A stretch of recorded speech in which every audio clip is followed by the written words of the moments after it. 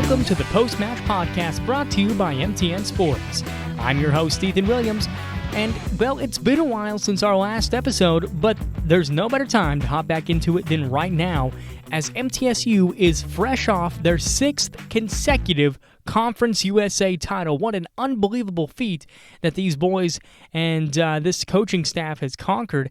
And right now on line one, we have head coach Jimmy Borendame, who is not skipping a beat, and he's already hit the recruiting trail as he's trying to load up for next year. Also, coming up later, we have a interview with Captain Kareem Alameen of the tennis team. He's on line two, waiting for us.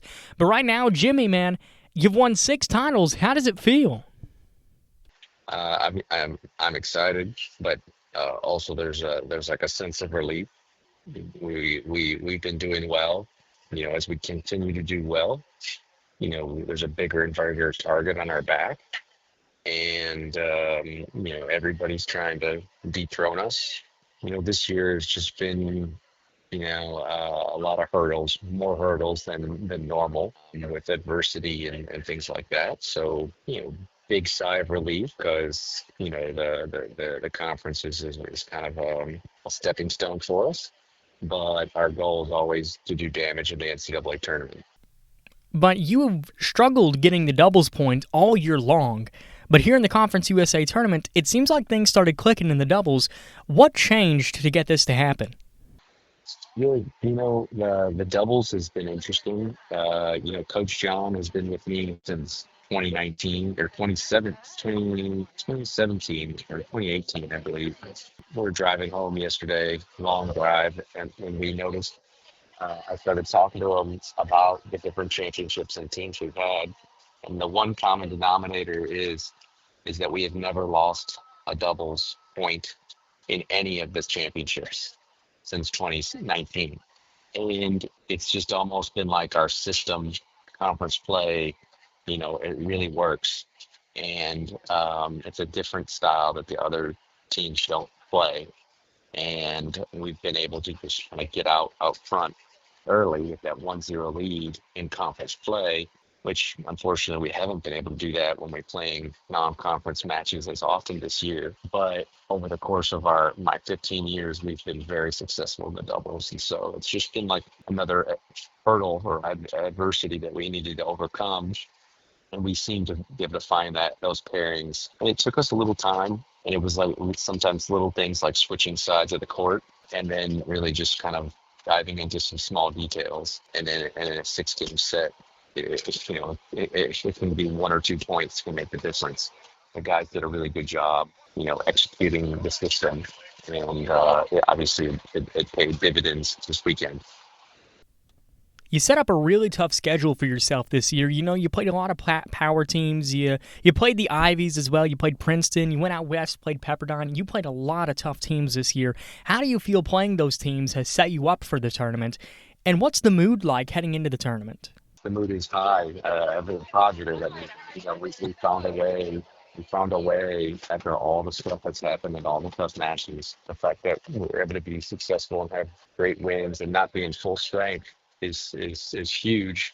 And then all of a sudden now we're about to have Casper back, you know, and get back to full strength. You know, it kind of sets us up potentially a very, very dangerous run in the NCAA tournament. You know, I think the question is going to be, is Casper's going to be back? At what level will he be playing? And then the other question will be, as the head coach, what do I do to manage these doubles teams? Because obviously they're clicking. You take a great player like Casper, and do you insert him and break up the continuity that the teams have? Or even though he's a great player, you know, what's the right play? So there's going to be some management issues that I'll have to kind of weigh and figure out what's best. Because in the NCAA tournament, everybody's good. You know, we got to, you know, see what we can do. Because at the end of the day, I've never really rated our success by the conference tournament. We've always had bigger goals to do damage in the NCAA tournament. Yeah, so we're going to be looking forward to see kind of how the next 2 weeks of practice goes.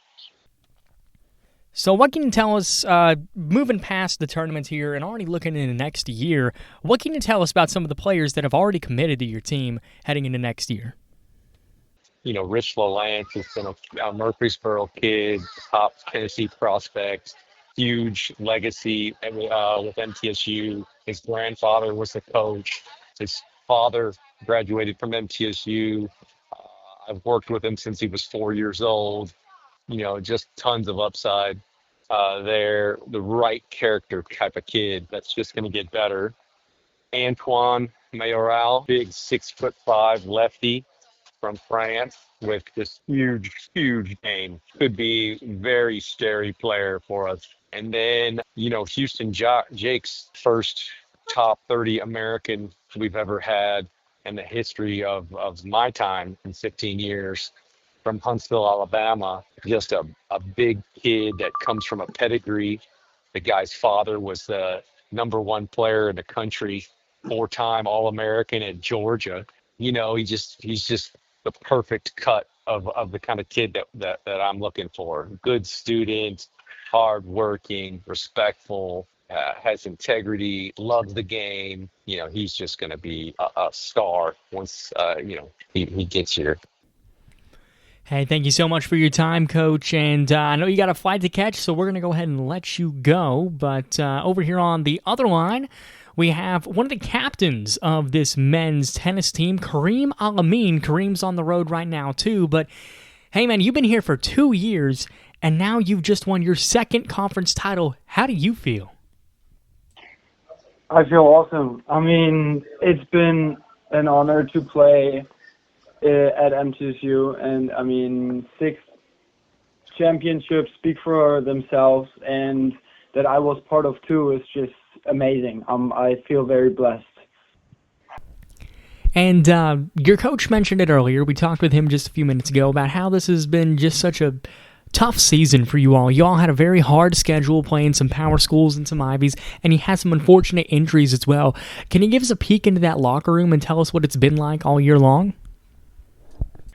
So, the environment and the culture in the locker room is just such an important piece in the program. And I think, yes, we had a very intense, very strong schedule to play. And I think that everybody helped each other just, staying positive after some tough losses that we had against really good teams. And, myself included, I always try to keep a positive outlook and always look ahead, which in the end was what we had to do closing in that conference championship tournament. Last question here as we're starting to wrap things up. You're heading to the NCAA tournament, man. How does that feel?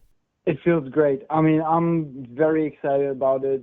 And I think we have a great opportunity winning 1, if not 2 rounds or even more this year in the tournament. So I'm very excited about what's coming for us in the postseason. And I think the team is also ready for the challenge. Hey, thank you so much, man, for being able to, spare us your time as both you and head coach Jimmy Borndame are on the road today. But as for the rest of MTSU men's tennis, well, the selection show is on April the 28th, so they'll be having a little get-together for that. We'll be sure to be there as well. This has been the Post-Match Podcast. I've been your host, Ethan Williams, and this has been an MTN production. Thank you all so much for listening.